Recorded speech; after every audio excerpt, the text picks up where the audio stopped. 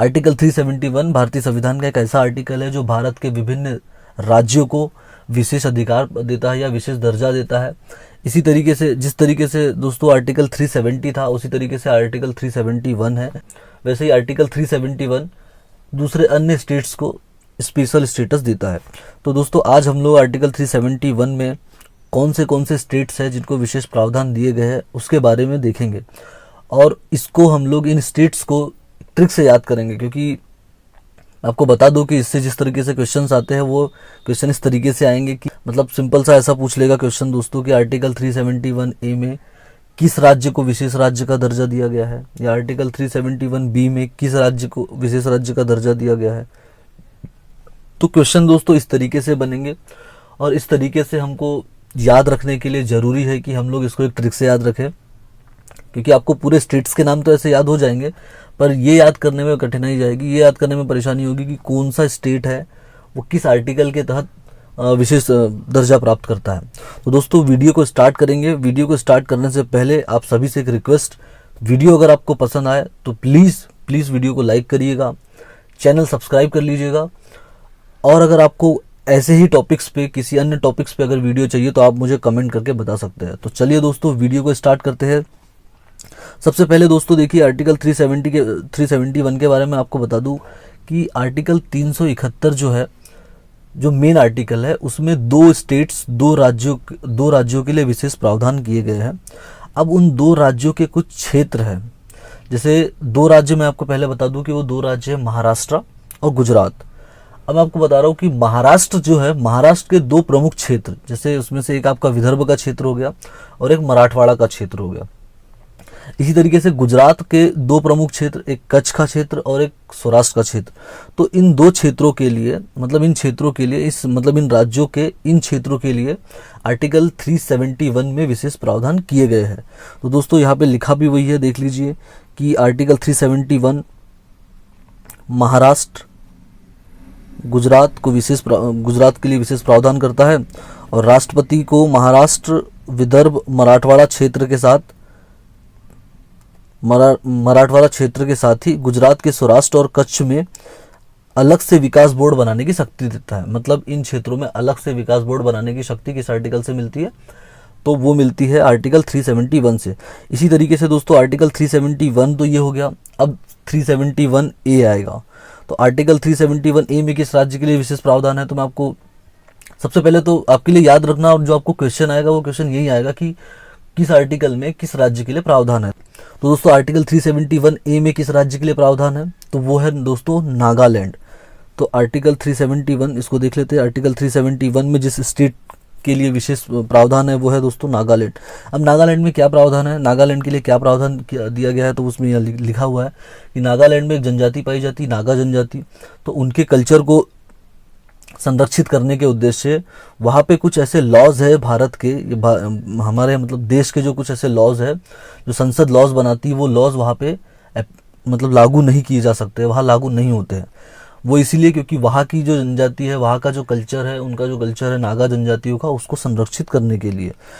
तो इस तरीके से दोस्तों 371 ए में हो गया आपका नागालैंड के लिए विशेष प्रावधान हो गए, नागा जनजाति के लिए। दूसरा है दोस्तों 371 बी में किस क्षेत्र के लिए, किस राज्य के लिए प्रावधान है, तो वो है दोस्तों असम के लिए। तो असम में भी वो क्षेत्र, मतलब असम के जो जनजाति है, असम के जिन क्षेत्रों में जनजातियां रहती है या असम की जनजातियों के लिए विशेष प्रावधान किया गया है। इसमें भी वही रीज़न है दोस्तों कि वहाँ की मतलब उन जनजातियों के कल्चर को संरक्षित करने के लिए, सुरक्षित रखने के लिए। तो इस तरीके से आर्टिकल 371 बी में क्या प्रावधान है, आर्टिकल 371 बी में प्रावधान है कि असम की जनजाति के मुद्दों और उनकी परंपराओं को सुरक्षित रखने के लिए विशेष प्रावधान। ये हो गया दोस्तों आर्टिकल 371 बी। इसी तरीके से दोस्तों नेक्स्ट है आर्टिकल 371 सी। आर्टिकल 371 सी में जो प्रावधान है दोस्तों वो है मणिपुर के लिए। मणिपुर राज्य में जो जनजातियां रहती है, ये प्रावधान उन लोगों के लिए है, मतलब जो पहाड़ी क्षेत्र है, उन पहाड़ी क्षेत्रों में प्रशासन कैसे चलेगा, कैसे काम करेगा, ये प्रावधान उन जगहों के लिए है, मतलब मणिपुर के पहाड़ी क्षेत्रों के लिए। तो दोस्तों आर्टिकल 371 किस राज्य को विशेष दर्जा देता है या विशेष स्टेटस देता है तो वो है दोस्तों मणिपुर राज्य के लिए। इसी तरीके से दोस्तों नेक्स्ट है आर्टिकल 371D। तो आर्टिकल 371D देखिए, आंध्र प्रदेश और तेलंगाना का जो क्षेत्र है उन क्षेत्र में वहाँ पे स्कूल मतलब आपकी शिक्षा में और नौकरियों में, चाहे वो स्टेट गवर्नमेंट की जॉब्स हो चाहे वो सेंट्रल गवर्नमेंट की जॉब्स हो, तो इन सारी जॉबों में यहाँ के जो लोग हैं मतलब यहाँ के जो स्थानीय निवासी है आंध्र प्रदेश और तेलंगाना के, उनको रिजर्वेशन का प्रावधान किया गया है आर्टिकल 371D में। अब आते हैं दोस्तों आर्टिकल 371E में। तो आर्टिकल 371E में भी आंध्र प्रदेश के लिए प्रावधान है, पर वहाँ पे जो प्रावधान किया गया है उसमें उसमें कहा गया है कि आंध्र प्रदेश में संसद द्वारा कानून बनाकर केंद्रीय विश्वविद्यालय की स्थापना की जाएगी। मतलब आंध्र प्रदेश में यूनिवर्सिटीज़ बनाना है, उसका प्रावधान किस अनुच्छेद में है, तो आर्टिकल 371E में। इस तरीके से दोस्तों आर्टिकल 371F है। एफ में देखिए, एफ में किसके लिए प्रावधान है, तो सिक्किम के लिए प्रावधान है। सिक्किम के लिए प्रावधान में क्या कहा गया है कि विधानसभा सीटों का जो परिसीमन है उसका प्रावधान किया गया है। आर्टिकल 371F में प्रावधान किया गया है। इसी तरीके से दोस्तों आर्टिकल 371G ये मिजोरम के लिए है। इसमें मिजोरम के जो लोग हैं उनके लिए विशेष प्रावधान किया गया है।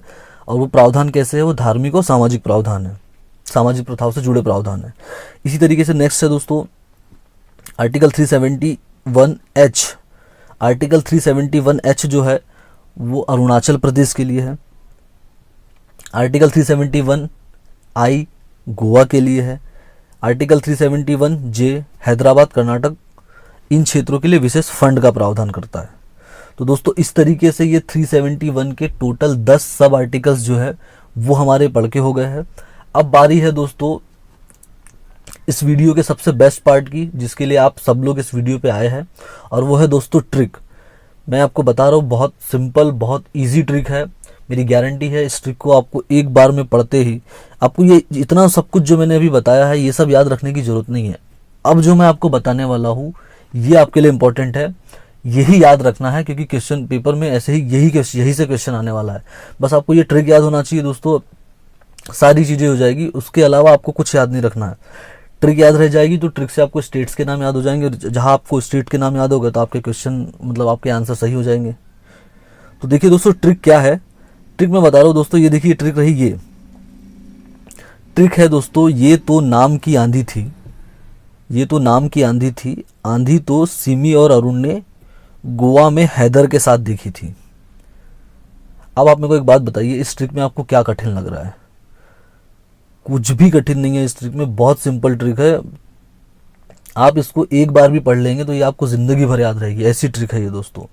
तो ट्रिक है दोस्तों, ये तो नाम की आंधी है, मतलब अभी जो आंधी आई है वो तो नाम की आंधी है। आंधी तो कौन सी आंधी थी? आंधी वो थी जो सिमी और अरुण ने, सिमी अरुण दो मित्र है, दो दोस्त है, दो फ्रेंड्स है, उन लोगों ने कहाँ देखा था? उन लोगों ने गोवा में देखा था, और उनके साथ में उस समय कौन था? हैदर भी था। तो अब मैं आपको यहाँ पे ये बता देता हूँ कि इनमें से किस किस का मतलब क्या है। तो दोस्तों देखिए यहाँ पे है नाम। अब मैं आपको बता देता हूँ कि नाम से क्या मतलब है। तो सबसे पहले हमने क्या पढ़ा था दोस्तों, आर्टिकल 371 जो था उसमें हमने पढ़ा था सबसे पहला 371A में नागालैंड। तो यहाँ N से नागालैंड हो जाएगा, नागालैंड। दूसरा था दोस्तों 371B, जिसमें हमने असम के लिए स्पेशल स्टेटस की वो देखी थी। तो इसमें क्या हो जाएगा? असम। 371C में हमने देखा था, मैं यहाँ लिख देता हूँ, ये ए के लिए था, ये बी के लिए था, और ये सी के लिए। 371A, 371B और 371C, ऐसा इस तरीके से। तो हमने तीसरा जो देखा था दोस्तों वो था मणिपुर। मणिपुर। तो इस तरीके से दोस्तों स्टार्ट के 3 आर्टिकल 371A, 371B, 371C, ये तीनों आपको, ये जो पहला वर्ड था नाम, इससे कवर हो जाएंगे आपकी, ये इससे निकल के 3 नाम आएंगे। तो आपको ये 3 तो याद हो जाएंगे। अब मैं आपको चौथा और पांचवा बताता हूँ, 371D और E। ये बहुत सिंपल है। ये दोनों में देखिए दोस्तों हमने पढ़ा था कि पहला जो पढ़ा था 371D में हमने क्या पढ़ा था? हमने पढ़ा था आंध्र प्रदेश और तेलंगाना। आंध्र प्रदेश और तेलंगाना। आंध्र प्रदेश और तेलंगाना के बारे में हमने पढ़ा था। तो आंध्र प्रदेश और तेलंगाना में वहाँ के जो स्थानीय लोग थे, उनको रिजर्वेशन की बात थी। उनको रिजर्वेशन देने का प्रावधान किस किस क्षेत्र में, नौकरी में और शिक्षा में। ये किस आर्टिकल में किया गया था, तो आर्टिकल 371D में था।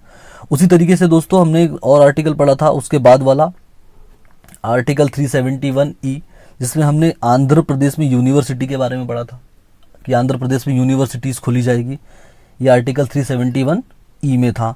इसके बाद में अपन लोग नेक्स्ट पे आ जाते हैं दोस्तों। हम लोग का अब तक कंप्लीट हो चुका है आर्टिकल 371E तक। उसके बाद में अब हम लोग चलेंगे आर्टिकल 371F।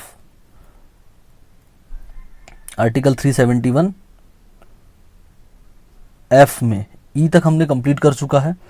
एफ में देखिए दोस्तों, यहाँ पे नेक्स्ट वर्ड आ रहा है, यहाँ पे सिमी।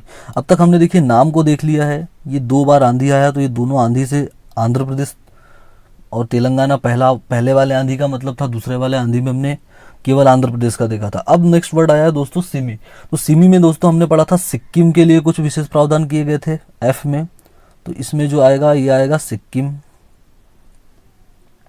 नेक्स्ट इसमें देखिए यहाँ पे एम आई भी है। तो आर्टिकल 371G में हमने पढ़ा था दोस्तों मिजोरम के बारे में। मिजोरम के क्षेत्र में, मिजोरम के जो पहाड़ी क्षेत्र है उसके लिए जो विशेष प्रावधान किए गए थे। तो ये आर्टिकल 371G तक ये हो गया, मतलब सिमी का मतलब ये हो गया। नेक्स्ट हमने पढ़ा था दोस्तों अरुणाचल प्रदेश के लिए जो विशेष प्रावधान थे। तो ये इसमें एक अरुण वर्ड आया है, तो इसमें अरुणाचल प्रदेश हो जाएगा। इसी तरीके से हमने नेक्स्ट पढ़ा था गोवा के लिए पढ़ा था। तो EF मतलब GHI में हमने गोवा पढ़ा था। और हमने पढ़ा था लास्ट J। तो J में हमने पढ़ा था हैदराबाद और कर्नाटक के लिए विशेष प्रावधान। तो दोस्तों इस तरीके से ये ट्रिक आपको मेरे हिसाब से बिल्कुल दिक्कत नहीं जाएगी, बहुत सिंपल ट्रिक है। एक बार में पढ़ते ही आपको याद हो जाएगी। आप एक बार ये ट्रिक पढ़ लीजिएगा और एक बार वो पहले जो मैंने आपको बताया आर्टिकल्स का डिस्क्रिप्शन आप उसको पढ़ लो, तो बिल्कुल एक बार के अलावा आपको दोबारा कभी इस ट्रिक को पढ़ने की जरूरत भी नहीं पड़ेगी। अगर आप पेन कॉपी लेके बैठे तो आप इसको नोट कर लीजिए, और अगर आप नहीं बैठे और अगर आप PDF चाहते हैं तो आप मुझे कमेंट करके बता सकते हैं कि आप मतलब आपको PDF चाहिए, तो मैं PDF आपको टेलीग्राम के माध्यम से आपको डिलीवर कर दूंगा। बहुत ही सिंपल सी ट्रिक थी।